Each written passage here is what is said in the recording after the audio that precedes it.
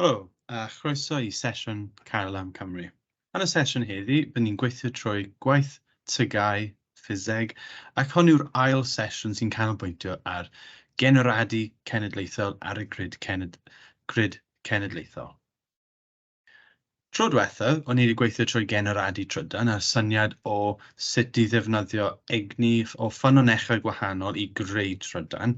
Yn y sesiwn hyn, ni'n symud i ffwrdd o sut i greu trydan. Ni'n mynd i edrych ar defnydd o drydan yn y grid cenedlaethol ac manteision ac anfanteision dylen ni dysgu trwy'r uned. Byddwn ni'n gweithio trwy'r grid cenedlaethol, sut mae'n dosbarthu trydan, ac sut ni'n monitro ar gyfer ymateb mewn newidiadau yn y galw. Byddwn ni'n edrych ar sut i gyfrifo'r pŵer. Byddwn ni'n edrych ar defnydd o newidyddion mewn y grid cenedlaethol i godi ac i ochwn y fwltedd. Ac tua'r diwedd, byddwn ni'n edrych ar sut i ddefnyddio'r wybodaeth i esbonio'r effaith lonrwydd, edrych ar dibynadwyedd ac impact ôl-troed carbon wrth i ni defnyddio ffynonellau gwahanol. Felly, i ddechrau, y grid cenedlaethol. Y ffordd gorau i ddechrau gyda grid cenedlaethol yw'r diffiniad. Mae'r diffiniad gallu dod lan fel 1 marc, 2 marc, a just i adalw y diffiniad yw'r peth mwyaf bwysig wrth ni meddwl o beth yw'r grid cenedlaethol. Mae'n helpu ni deall yn lot fwy. Felly mae'r diffiniad yw'r grid cenedlaethol yw'r rwydwaith, so'r network of, yn rwydwaith o geblau, sy'n cysylltu pob gorsaf pŵer a phob catref, siop, ffatri at ei gilydd.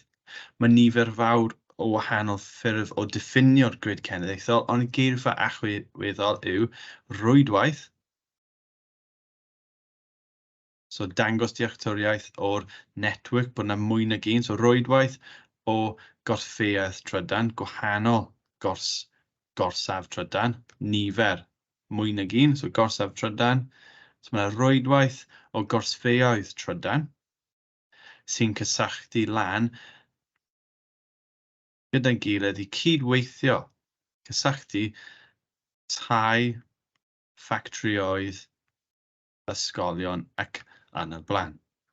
Ond sicrhau bod chi'n deall rwydwaith, i sicrhau bod chi'n deall bod yna mwy nag un, gorsffeuoedd trydan, mwyn dangos bod mwy nag un gorsaf trydan yn cydweithio, mwyn sicrhau bod digon o drydan ar gael pob dydd, pob awr. Felly, ni'n gallu edrych ar hwn mewn mwy o fanylder. So mae'r grid cenedlaethol yw'r rwydwaith o geblau, peilonau, newidyddion sy'n cydweithio i ddanfon trydan ar draws y gwlad i nifer o tai gwahanol. Felly ar sgrin fi fan hyn, ni gallu gweld bod un gorsaf trydan yn cyflenwi pŵer i pob tŷ. A mewn gorsaf trydan fel hyn, os mae'r nifer o tai yn cynyddu, bydd disgwyl i ni cynyddu faint o bŵer sy'n cael ei gynhyrchu gan yw'r un gorsaf trydan. A faint o drydan sydd yn cael ei defnyddio, neu sydd angen cael ei defnyddio, dyna beth yw'r enw'r galw, the demand. Hynny yw, faint o drydan ydy pob un tŷ yn defnyddio llosi gyda'r nifer o tai. Felly, os mae'r nifer o tai yn cynyddu, bydd y faint o drydan sy'n cael ei defnyddio yn mynd yn fwy, neu bydd y galw hefyd yn mynd yn fwy. Effeithiau gwahanol ar galw yw meddwl am amser y dydd. Os mae pob tŷ yn y diagram fan hyn, gyda plant yn byw ynddyn nhw, wel yn ystod y dydd, bydd pob tŷ yn danfon y plant i ysgol, felly amser y dydd wrth i plant fod mewn ysgol, bydd y galw am yr tai hyn yn is, nag os ni'n cymaru gyda 4 o gloch yn y prynawn, neu 5 pryd mae'r plentyn yn cyrraedd adref ac yn brysur yn gweithio ar adnoddau e-sgol ar y we. Os ni'n edrych ar y gwrthwyneb hyn, so ni'n edrych ar un gorsaf trydan yn cyflenwi'r galw, yn ymateb i'r galw, ni'n gallu cyfnewid i, os ni'n just wneud bubl am nifer o tai, so 1,000, 1,000,000 o dau, a nawr ni dechrau edrych ar cyflenwad. Hynny yw, the supply, faint o drydan ydyn ni gallu cynnyrchu ar unrhyw bryd. Yn eich edrych fan hyn, mae yna gorsfeoedd tanwydd ffosil fan hyn, sydd yn just llosgi tanwyddau ffosil. Falle mae yna newidyddion a gorsaf niwclear ochr hyn. Mae turbinau gwynt yn rhan o'r rwydwaith hyn. Mae trydan dŵr hefyd yn rhan o'r rwydwaith. Felly, nawr ni gallu edrych a meddwl, ydy hyn yn system da?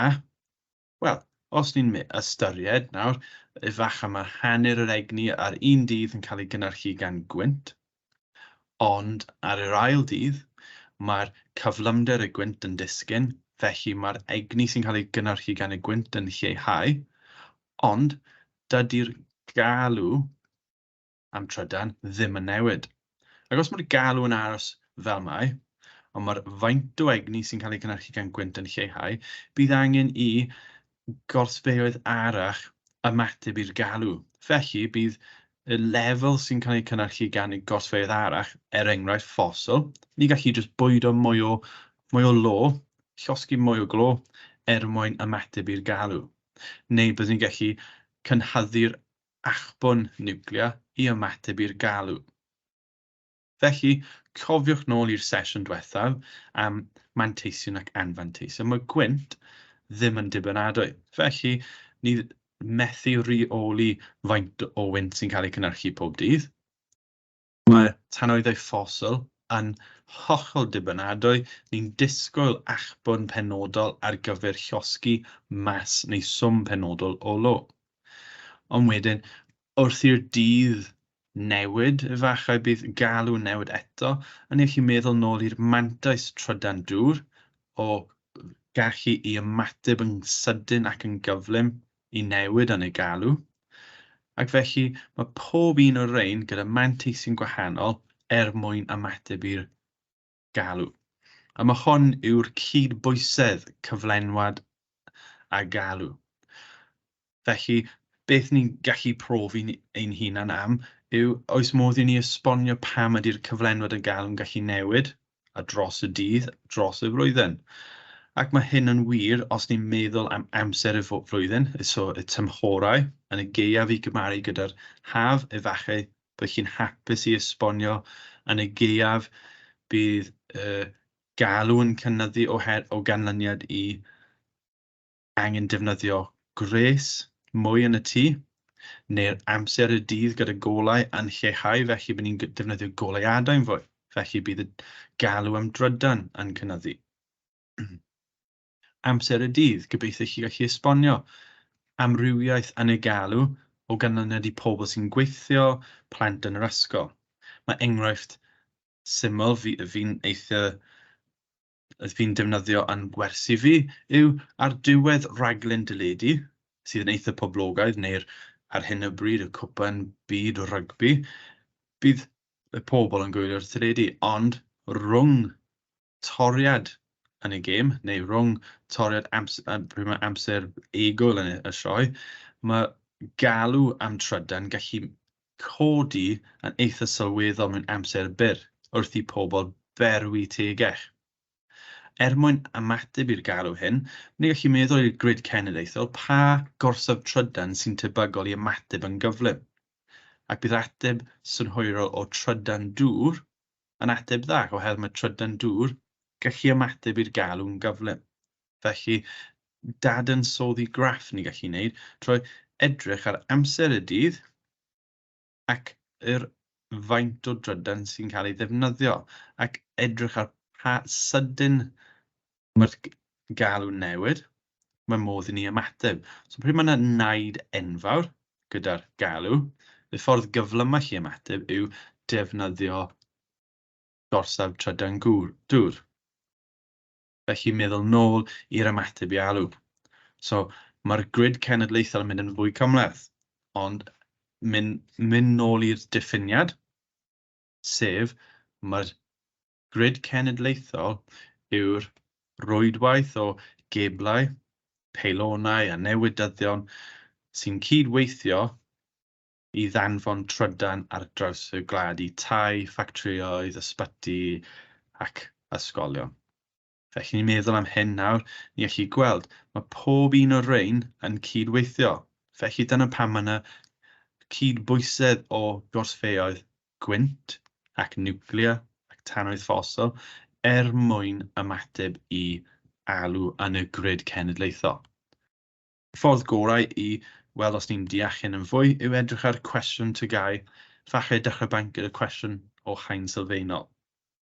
Croeso i chi gwasgu pause wrth i'r fideo parhau, ond os chi'n gwasgu pause, mae cyfle i chi ymateb i'r cwestiwn cyn i fi. Felly'r cwestiwn gyntaf, haen sylfaenol, mae diagram yn dangos sut y caiff trydan ei anfon o orsfeuoedd trydan at y defnyddwyr gan y grid cenedlaethol. Ni'n gallu gweld yn y diagram yna gorsaf trydan, mae'r rif ar gael ar gyfer y fwltedd, mae'r rif yn y ceblau, mae yna y rif draw fan hyn, ac mae 4 T ar gael, ac y cartrefi a diwydiant trwm a diwydiant ysgafn, so yr ffactrioedd draw fan hyn. Ond ni'n gallu gweld bod gorsaf trydan yn danfon egni neu'r fwltedd ar draws y gwlad. 2 marc, beth yw'r grid cenedlaethol? So ni'n gallu gweld cyn papur, mae 2 marc ar gael i gofio'r diffiniad o rwydwaith o geblau peilonau ac newidyddion sy'n trosglwyddo trydan ar draws y gwlad. So just ystyried bod 2 marc ar gael i adalw, just to recall ffaith mae disgwyl chi cofio. Mae'r elfen o wybodaeth arall yw, mae T1, T2, T3 a 4 yw'r newidyddion codi ac ostwng yn y grid. Mae'r gorsaf trydan yn trosglwyddo achbwn o 2 8 wattiau o trydan ar 50 kV sy'n cael ei newid i 400 kV ar gyfer ei drawsaru. Felly mae lot o rifau fan hyn i ddefnyddio, ond eto, a 2 marc, eglurwch sut mae'r grid cenedlaethol yn darparu cyflenwad dibynadwy o drydan.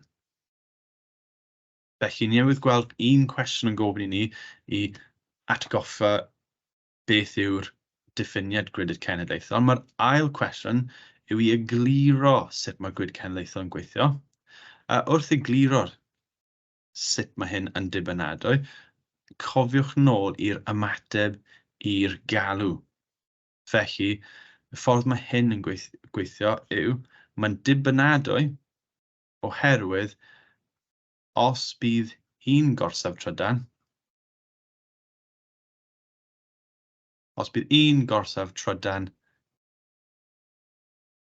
yn methu, bydd mwy nag un, neu bydd gweddill y gorsfeuoedd trydan yn gallu ymateb i'r galw. Bydd gweddill gorsaf trydan yn gallu ymateb i'r galw. Bydd gweddill gorsaf trydan yn gallu ymateb. Felly, 2 cwestiwn sydd yn just ffocysu ar dealltwriaeth o beth yw'r grid cenedlaethol. Yn y 10 munud gyntaf o'r sesiwn, ni wedi edrych ar y grid cenedlaethol, ni wedi diffinio'r grid, ni wedi edrych ar y syniad o cyflenwad ac galw, ac ni hefyd wedi deall y fath o cwestiynau. So ni wedi gweld 4 marc yn barod yn just edrych ar y diffiniad ac sut mae'r gorsfeuoedd trydan yn cydweithio i sicrhau bod ni ddim yn colli trydan ar draws y gwlad. Rhan nesaf y sesiwn yw i edrych ar pŵer. Efallai bod chi wedi gweld y hafaliad pŵer yn eich gwersi. Mae yna 2 rhan i bŵer. Mae pŵer wrth edrych ar egni ac amser cael ei trosglwyddo, ac wedyn mae pŵer trydanol. Mae'r ddau yn nhw'n cael ei ddefnyddio, felly ni'n mynd i dechrau bant efo'r pŵer yn cyffredinol. So mae pŵer yn cyffredinol yw faint o egni sy'n cael ei trosglwyddo ym mhob eiliad. Hynny yw, pa yw'r egni rannu gydag amser, ac mae modd unrhyw hafaliad sydd gyda 3 newidyn, ni'n gallu gosod e mewn i'r triongl hafaliad, oherwydd os chi'n eistedd o'r haen uwch, bydd disgwyl i chi cael y sgil o ail-drefnu'r hafaliad. Ac o dudalen 2, bydd chi'n gweld yr hafaliad yn y ffurf pa yn haflu e rannu gyda ty. Ond mae cwestiynau TGAU haen uwch yn gallu gofyn i chi i ddatrys yr egni, neu i ddatrys yr amser o drosglwyddo pŵer. Felly, i cyfnewid ar gyfer egni, ni'n gorchuddio y beth sydd ar ôl yw pa lluosi gydag amser, ta, neu i ddatrys ar gyfer amser, beth ni'n gweld yw ni'n gorchuddio amser, a beth sydd ar ôl yw egni rannu gyda pŵer. Cofiwch bod unedau ar gyfer amser yw eiliadau, neu S os chi'n weithio'n gweld S am seconds, ond eiliadau. Unedau am egni yw joule, ac unedau am pŵer yw wattiau, neu watt. Mae pŵer trydanol yn tebyg iawn, ond yn lle diffinio fe fel egni ac amser, ni'n diffinio fe trwy ddefnyddio'r cerrynt a'r fowtedd. Felly, o dudalen 2, byddwch chi'n gweld pŵer yn hafal i cerrynt lluosi gyda fowtedd.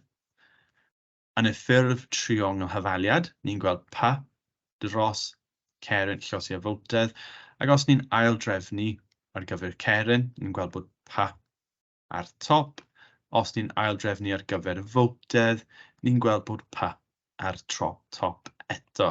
Felly, yn y patrwm fan hyn, os chi ddim yn cyfrifo pŵer, mae pŵer yn cael ei rannu gyda'r fowtedd neu'r cerrynt. Un o'r pethau i gofio yw diffiniad bod 1 watt yn hafal i 1 joule yr eiliad.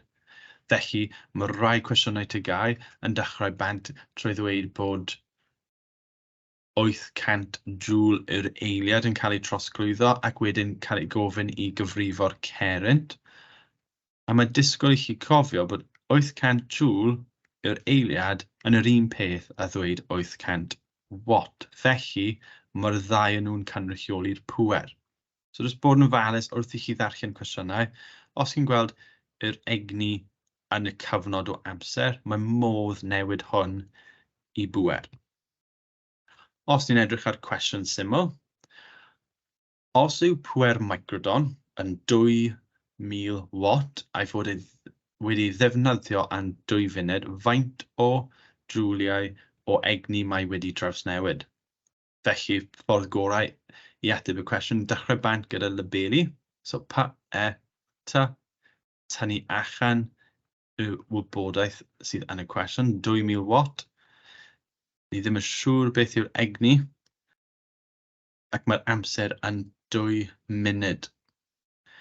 Ond ni ddim yn defnyddio munudau, felly mae rhaid ni newid hwn i eiliadau trwy lluosi gyda 60, felly 120 eiliad. Wrth i ni mynd i dudalen 2, byddwn ni'n gweld bod yr hafaliad ar gyfer pŵer yw egni rannu gydag amser. Os chi'n eistedd o'r haen sylfaenol, bydd disgwyl i'r hafaliad cael ei roi i chi, felly bydd chi'n gweld pa lluosi gyda ty. Ac wedyn mae'r cyfle i chi nawr gosod mewn y rifau penodol. Ond cofiwch, ni'n profi'r sgiliau ffiseg yn y TGAU Ffiseg a'r defnydd o cyfrifiannau yn cael ei ganiatáu. So gobeithio bod cyfrifiannau gyda chi wrth i chi wneud 2000 lluosi gyda 120, a bydd ateb o 240,000 o joules sy'n cael ei trosglwyddo. Yn yr ail cwestiwn, beth ni'n gweld nawr yw, Os yw pŵer microdon yn 2 kilowatt ac fod yn cael ei ddefnyddio am 2 munud, faint o jwliau o egni mae wedi trawsnewid? So eto, os chi ddim yn siŵr, ni'n dechrau cwestiwn trwy labelu pa, ac ta. Ni'n gallu trosglwyddo 2 kilowatt egni yw'r un ni'n chwilio am, ac mae'r amser yn yr un peth â tro diwethaf, sef 120 eiliad. Felly, ni'n ffocysu ar kilowatt, oherwydd os mae cwestiynau ble mae rhaid ni newid uned, fel arfer, bydd ni'n disgwyl gweld marc ar gael jyst i amnewid y rhif mewn i wattiau yn lle kilowatt. Felly, i wneud hyn, ni'n lluosi efo 1,000 mwyn cael 2,000 wattiau. A beth ni'n gweld yw, mae'r ail cwestiwn yn yr un peth a'r cwestiwn gyntaf. Felly, mae'r egni yn 240,000 o joules. Ond, beth os mae'r cwestiwn yn gofyn i chi gosod eich ateb fel kilojoules? So, fel wrth symud o kilowatt i wattiau, ni'n lluosi efo 1,000. Mwyn mynd o joules i kilojoules, ni'n rannu gyda 1,000. Felly bydd yr ateb yn 240. Ond, os chi'n cael trafferth gyda'r amnewid pethau fel hyn, cofiwch, yn y TGAU newydd, maen nhw wedi ychwanegu tablau i dudalen 2 o lluosyddion, enghraifft, y kilo o beth ni wedi newydd gweld, ac maen nhw'n dangos sut i lluosi allan y kilo, felly mynd i'r kilos, ni'n lluosi gyda 1,000. Os maen nhw'n rhoi rhifau yn y centi, mili, micro, ni gallu gweld bod ni'n rannu mwyn cyrraedd, neu os maen nhw'n rhoi rhifau fel kilo neu mega, ni'n lluosi. So, enghraifft, centimetr i metr, bydd rhaid i chi rannu gyda cent.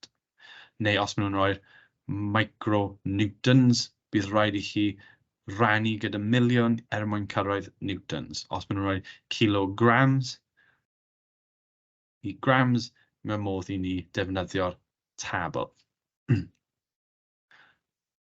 Os ni'n edrych ar cwestiynau pŵer trydanol, beth sy'n gwahanol fan hyn yw, os ni'n ysgrifennu lawr pa, ta, beth bydd ni'n gweld yw does dim egni, does dim ta, ac mae'r cwestiwn yn gofyn am cerrynt. Felly, rhaid i chi ystyried pa 3 lythyren chi'n ysgrifennu lawr, neu chi'n ysgrifennu'r 5 a croeso allan y 2. Felly, mae'r pŵer microdon yn 2 kilowatt, ond ni'n lluosi mwyn rhoi hon mewn i wattiau. Mae'r voltedd yn 240, ac eto haen uwch bydd ni'n mynd i'r tudalen 2 ac tynnu mewn pap yn hafod i cerrynt lluosi y voltedd. Haen sylfaenol bydd disgwyl i ni roi hyfaliad i ni, bod ni'n cofio, os ni ddim yn cyfrifo ar gyfer pa, mae pa yn rannu gyda'r rhif ni'n gwybod. Felly, mae cerrynt yw 2,000 rannu gyda 240. Felly, ni'n mewnbynnu hwn mewn i'r cyfrifiannau, so 2,000 rannu gyda 240 yn hafal i 8.3. Cofiwch unedau yw ampiau ar gyfer cerrynt. Os ni'n symud nawr i ail ran cwestiwn o'n i'n gweld yn gynharach, so ni wedi ateb y cwestiwn ar gyfer grid cenedlaethol, mae'r ail ran y cwestiwn yn sôn am defnyddio pŵer mewn y grid cenedlaethol. Ond fan hyn, mae hwn yn haen uwch oherwydd maen nhw'n rhoi lot o fanylder a maen nhw'n defnyddio'r ffurf safonol, felly ewch nôl i'r un o'r sesiynau sy'n ffocysu ar ffurf safonol wrth i ni defnyddio'r cwestiynau hyn. Felly, defnyddiwch yr hyfaliad pŵer yw voltedd lluosi gyda cerrynt i gyfrifo cerrynt achbwn y newidydd. Felly cofiwch, os ni'n cyfrifo unrhyw beth ond am pŵer, mae pŵer rannu gyda'r voltedd. A beth ych chi gweld yw, mae'r pŵer ac y voltedd, mae gwerth 1.9, os yw 10 i bŵer 4 gyda ni, mewn kilowatts. Felly mae rhaid ni ystyried hyn fel wattiau. So os ni'n amnewid hyn gan lluosi gyda 1000, bydd ateb ni yn 1.9, os yw 10 i pŵer 7, oherwydd 1000 yn cynnwys 3 zeros. Mae'r voltedd, mae gwerth y voltedd yw 3.8, os yw 10 i'r 5 volt. Dim kilovolts, dim megavolts, voltedd. Felly ni'n gallu mewnbynnu rhain. Mae 1.9 llosgiad 10 i pŵer 7, rannu gyda 3.8 llosgiad 10 i bŵer 5. A cofiwch, un o'r resymau ni'n gofyn i chi ddefnyddio cyfrifiannau ble mae fel enghraifft fel Casio, ble mae modd i chi roi'r ffurf safonol yn hawdd, a ni'n gobeithio bod chi'n osgoi defnyddio cyfrifiannau ble does dim modd roi mewn, yw cwestiynau fel hyn.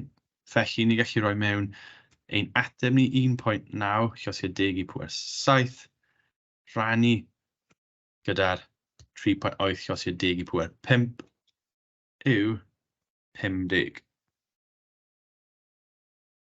ampiau.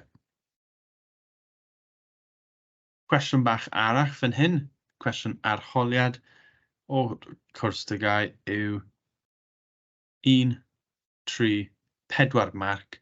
Mae gorsaf trydan yn cynnyrchu 2 llosgiad 10 i bŵer 8 watt o trydan ar 50,000 volt ar gyfer y grid cenedlaethol.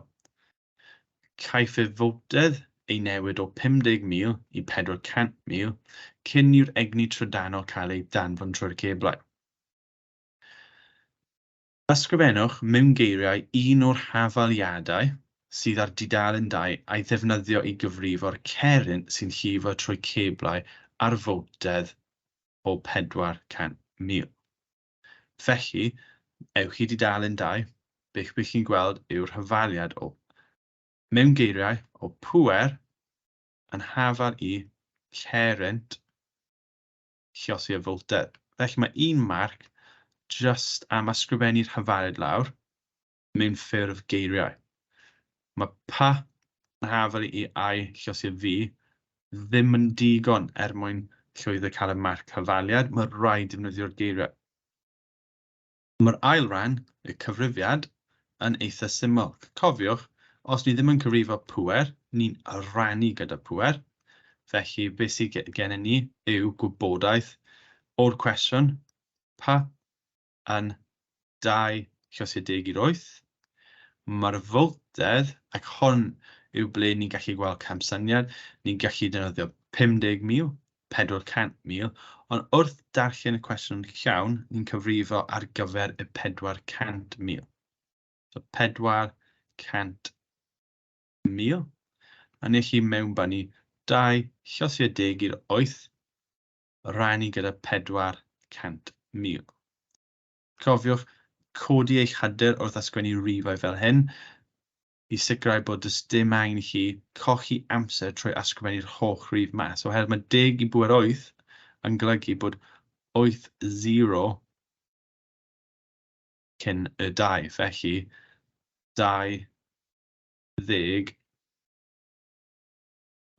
200,000,000 rannu gyda 400,000. Os ni'n neud hyn, beth ni'n gweld yw ateb o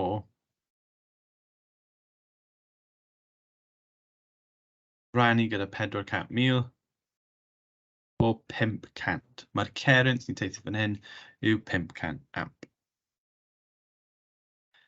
Dangoswch yn glir pan byddai ceryn 8 gwaith yn fwy pe ba'r egni trydanol yn cael ei drawsodi ar 50,000.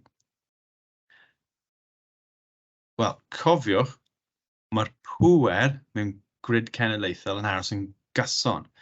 Felly, i cadw pŵer yn gyson, mae rhaid i'r faint mae'r cerrynt cynyddu bod yn hafel i'r faint mae'r voltydd yn gollwng. Neu, os chi'n edrych ar y wahaniaeth rhwng 400,000 rannu gyda'r 50,000, fe chi'n gweld bod hyn yn hafel i 8. Felly, oherwydd mae'r voltedd yn codi 8 gwaith, bydd y cerrynt yn lleihau 8 gwaith. Ac gwrthwyneb hyn, wrth i'r cerrynt cynyddu 8 gwaith, bydd y voltedd yn lleihau 8 gwaith. Felly, ni wedi cyrraedd 30 munud trwy'r sesiwn heddi, ac ni wedi gweithio trwy'r grid cenedlaethol, diffiniad. Ni wedi gweithio ar hyfaliad pŵer a ffocysu ar cyfrifiadau cerrynt. Ond os ni ddim yn cyfrifo'r pŵer, cofiwch bod ni'n rannu pŵer gyda'r rif cerrynt neu'r voltedd. A ni mynd i symud mlaen i'r syniad o newidyddion codi a gollwng. Mae'r problem gyda danfon trydan ar hyd y grid cenedlaethol yw wrth i ni cynnyrchu trydan, does dim ffordd effeithlon o storio trydan ar raddfa mawr. Ni methu jyst cael batteries enfawr i storio trydan. Ac yn yr un modd, wrth i ni danfon trydan ar hyd gwefrennau, mae'r egni sy'n cael ei creu hefyd yn cynnwys lot o egni gres, a bydd ni'n colli egni gres yn y gwifrau. Meddwl am y toster yn y bore wrth i chi'n creu tos, chi'n gweld yr egni gres hyn sydd yn defnyddiol wrth i ni rysogi bara, ond dydy hyn ddim yn defnyddiol yn y grid cenedlaethol wrth i ni trosglwyddo egni trydan. Ac mae'r cwbl o ffyrdd gwahanol o ddatrys hyn. Wrth i gorffeuoedd ymateb i'r cyflenwad ar galw, y cadwyd cydbwysiad dda, maen nhw'n defnyddio newidyddion, yn Saesneg transformers, ac mae newidydd yn dyfais drydanol sy'n newid voltedd. So, yn syml iawn, ni gallu defnyddio newidydd i newid y voltedd. Ac o ganlyniad i newid voltedd, mae'r cerrynt hefyd yn newid, oherwydd mae'r pŵer yn gyson. Mae dau math o newidydd. Mae yna newidydd codi ac hefyd newidydd gostwng. Mae'r newidydd codi yn cynyddu'r voltedd ac mae newidydd gostwng yn lleihau'r voltedd. So, os ni'n edrych yn y grid cenedlaethol, mae'r diagram syml fan hyn. Mae'r newidydd codi yn cael ei defnyddio syth ar ôl gorsaf trydan, sy'n newydd cynhyrchu 25,000 o voltiau. Mae'r newidydd codi yn cynyddu'r voltedd i 400,000. Ac o ganlyniad i cynyddu'r voltedd, mae rhaid i'r cerrynt lleihau. Ac oherwydd mae'r cerrynt yn lleihau, mae'r maint o egni gres sy'n colli yn gostwng. Mae hyn yn mantais o ddefnyddio'r newidydd codi oherwydd ni'n cynyddu'r effeithlonrwydd y grid cenedlaethol. Wrth i'r voltedd uchel hyn cyrraedd y tai, ni'n defnyddio newidydd gostwng i leihau'r voltedd i lefel sydd yn fwy diogel. Sylwodd bod ni'n gallu defnyddio'r gair fwy yn lle lefel diogel oherwydd mae'r voltedd yn fwy ond byth diogel. So, mae'n fwy diogel ond byth yn diogel llwyr. Felly, ni chi edrych yn mwy manwl nawr, and gyda'r cerrynt isel, pan mae'r egni'n cael ei drawsyrru ar gerrynt isel, mae'n defnyddio voltedd uchel. Mae nifer o manteision gwahanol fan hyn. Mae'r prif mantais yw mae'n lleihau'r colled egni gres, ond hefyd, trwy defnyddio cerrynt isel, ni chi edrych ar trawsdoriad o'r ceblau, a ni'n gallu defnyddio gwifrau tineuach sydd yn mwy ysgafn. So, mae ni'n lleihau'r pwysau yn y ceblau, sy'n golygu bod ni'n gallu cael hyd fwy rhwng pob peilon. Mae'r egni gres yn lleihau, a dyna un o'r resymau ni'n gallu gwneud y gwifrau'n fwy tenau. Ac hefyd mae hwn eto'n helpu ni gyda'r pwysau a mewn pob cebl a meddwl am y milltiroedd a milltiroedd ar draws y gwlad. Mae'r rifau ni newydd gweld yn eitha tebygol. So, 25,000, nid kilovolt, 25,000 o volt yn cael ei cynhyrchu. A os o'n i'n danfon hwn ar hyd y grid cenedlaethol a troi'r ceblau, bydd ni'n colli tua 40% yn y ffurf gres. Felly nid effeithiol o gwbl. Ond trwy cynyddu i tua 400 kilovolt, ni'n colli 1% neu llai o egni gres i'r grid cenedlaethol. Felly, yn y sesiwn heddi, ni wedi gwario 35 munud yn gweithio trwy'r grid cenedlaethol. Cofiwch y diffiniad, sef grid cenedlaethol yn rwydwaith o geblau peilonau a newidyddion sy'n cydweithio i ddanfon trydan ar draws y gwlad i ysgolion, tai a ffactrioedd. Ni wedi edrych ar y hafaliad pŵer. Gyda'r hafaliad pŵer, ni wedi gweld bod modd ysgrifennu yn y ffurf triongl, ble mae'r pŵer wastad ar top, a maen ni'n gallu aildrefnu ar gyfer ceryn neu voltydd trwy cadw pŵer ar top. Ni wedi edrych ar y resymau a pam ni'n defnyddio newidyddion. Ni wedi edrych ar y dau math o newidydd, codi a gostwng, a ni nawr yn sicr am mantais o ddefnyddio'r newidydd codi a gostwng yw i leihau'r egni collied gres yn y grid cenedlaethol ac hefyd lleihau'r pwysau yn y gwifren trwy defnyddio'r gwifrau tyneach. Nawr gallu defnyddio'r holl wybodaeth hyn i edrych ar y cyn-bapurau ac i dangos dealltwriaeth a siarad am effeithlonrwydd a dibynadwyedd wrth ymateb i cwestiynau. Ffordd gorau o wneud hyn yw i edrych ar cwestiwn 6 marc ble mae disgwyl ni esbonio'n manwl mewn strwythur clir ar gyfer grid cenedlaethol.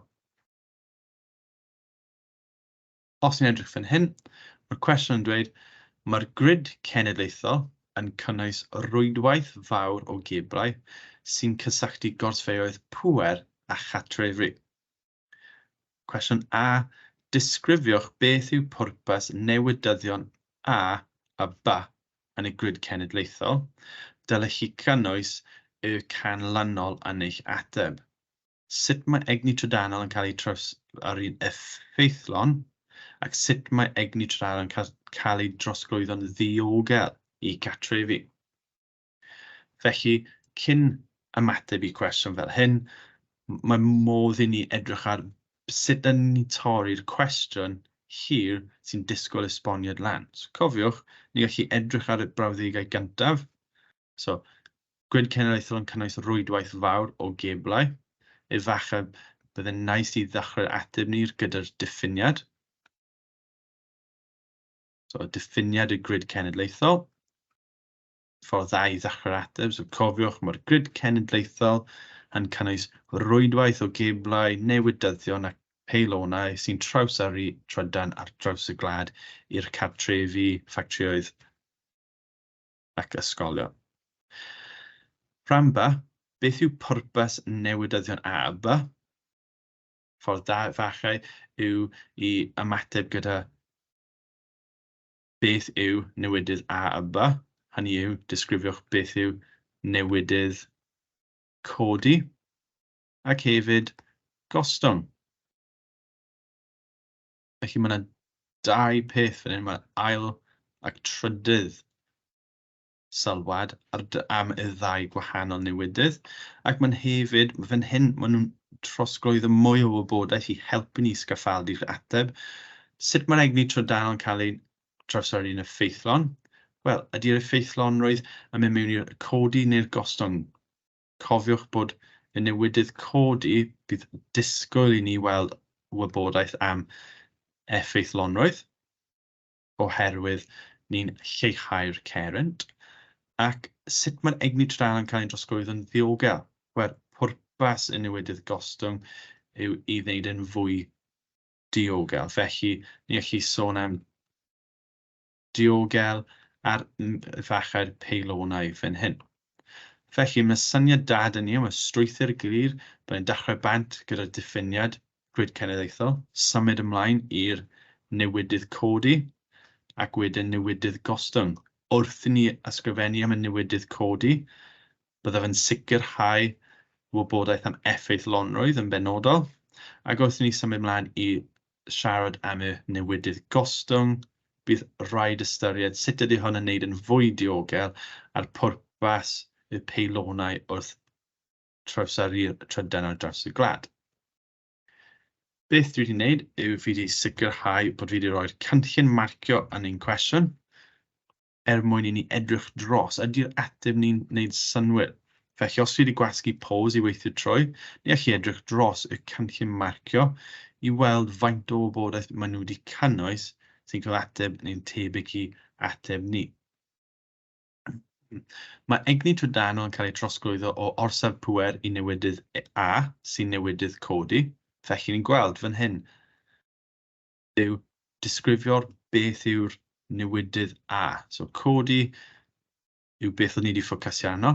Mae'n cynhyrchu foltedd ac yn lleihau'r cerrynt. So eto nawr, pwrpas y newidydd codi trwy diffinio fe, cyn ei pasio ar hyd ceblau'r grid cenedlaethol. So fan hyn, mae'r dau brawddeg gyntaf yn jyst ffocysu ar diffiniad newidydd A fel newidydd codi a pwrpas codi'r foltedd i leihau'r cerrynt.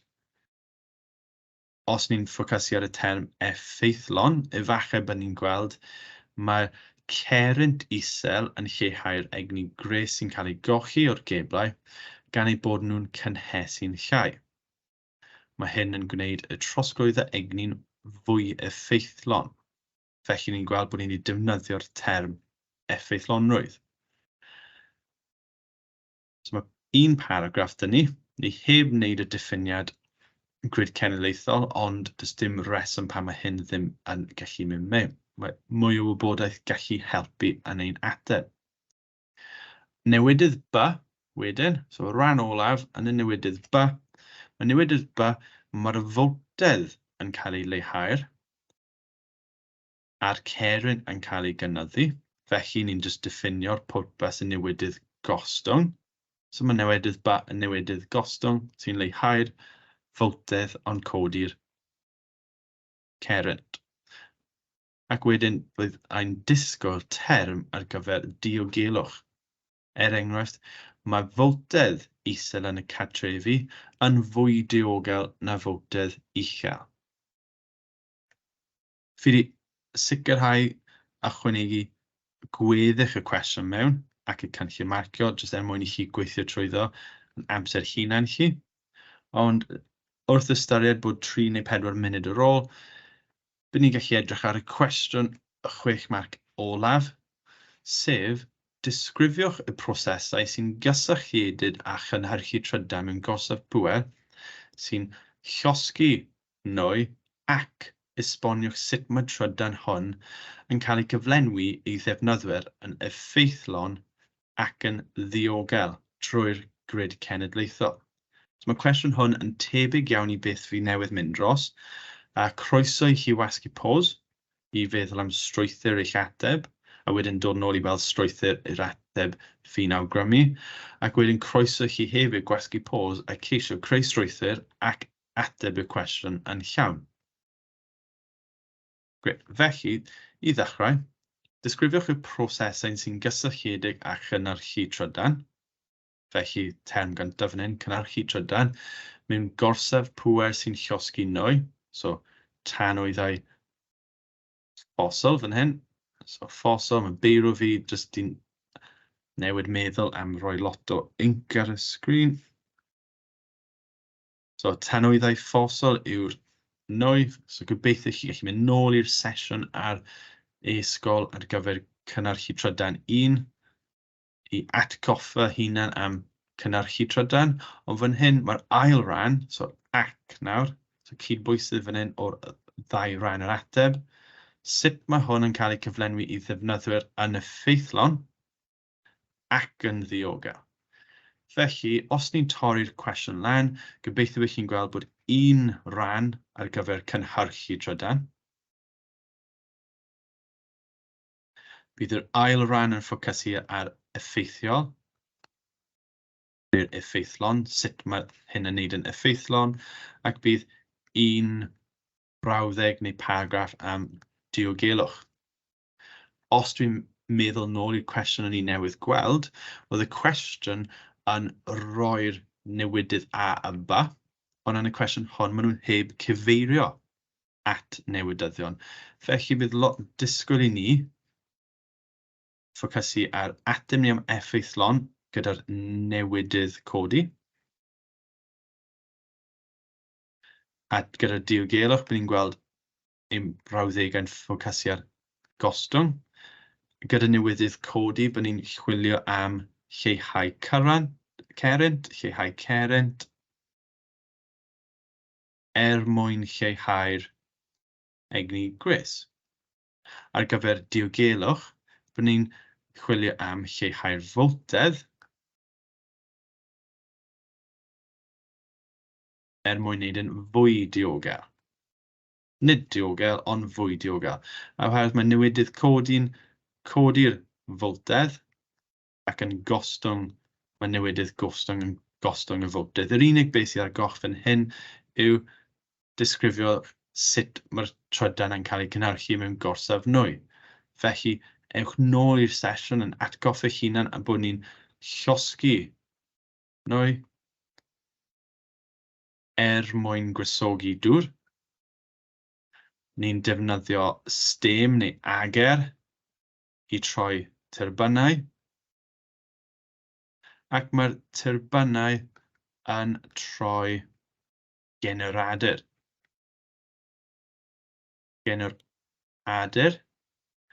Ac os ni'n rhoi pob un o'r ein at ei gilydd, mae modd i ni creu brawddegau llawn sy'n esbonio'n ateb ni yn llawn. Felly, yn y sesiwn heddi, ni wedi dechrau'r sesiwn trwy edrych ar y diffiniad grid cenedlaethol. Hynny yw'r rwydwaith o geblau, peilonau ac newidyddion a gorsffeoedd pŵer sy'n cydweithio i ddanfon trydan ar draws y gwlad i tai, ffactrioedd ac ysgolion. Ni wedi defnyddio'r hafaliad ar gyfer pŵer yn y ffurf egni mewn amser. Cofiwch bod 1 watt yn haflu 1 joule yr eiliad. Ni wedi edrych ar diffiniad a'r gwahaniaeth rhwng newidydd codi a gostwng. Ac ni wedi ceisio ateb cwestiynau sy'n gofyn i esbonio'r effeithlonrwydd, dibynadwyedd am defnydd o newidyddion a'r defnydd o grid cenedlaethol ar draws y gwlad. Hwn yw'r sesiwn olaf ar cyfres hyn o sesiynau Carlam. Diolch i bawb sy'n cymryd rhan a gobeithio chi'n gwneud y mwyaf o'r adnoddau ar e-sgol. Diolch i bawb.